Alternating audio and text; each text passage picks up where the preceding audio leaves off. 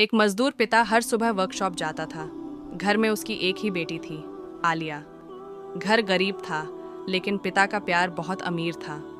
आलिया रोज school जाते वक्त अपने अब्बू से कहती, अब्बू, मैं बड़ी होकर आपको एक कार दूंगी ताकि आपको इतनी मेहनत न करनी पड़े।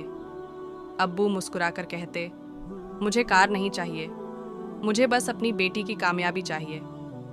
एक दिन स्कूल में फादर्स डे मनाया जा रहा था। हर बच्चा अपने पिता के लिए महंगा तोहफा लाया था। किसी ने परफ्यूम, किसी ने कीमती पेन, लेकिन आलिया खाली हाथ थी। टीचर ने पूछा, आलिया, तुम क्या लाई हो?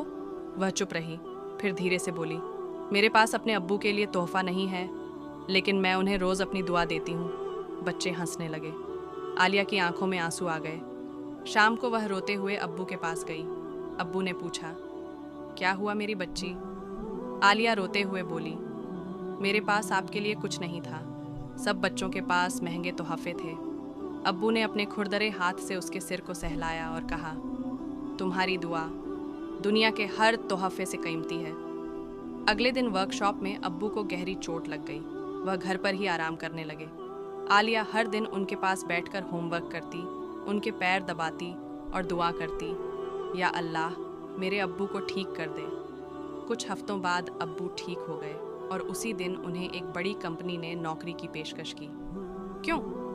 क्योंकि जिस मालिक के यहाँ वह पहले काम करते थे, वह आलिया की दुआ और उसके शब्दों को सुन चुका था। उसने कहा, जिस बच्ची में अपने पिता के लिए इतना प्यार है, वह पिता कभी धोखा नहीं दे सकता। उस दिन आलिया ने खुशी से अब्बू को गले लगाया और बोली, अब्बू, ये मेरा पहला तोहफा है आपके लिए।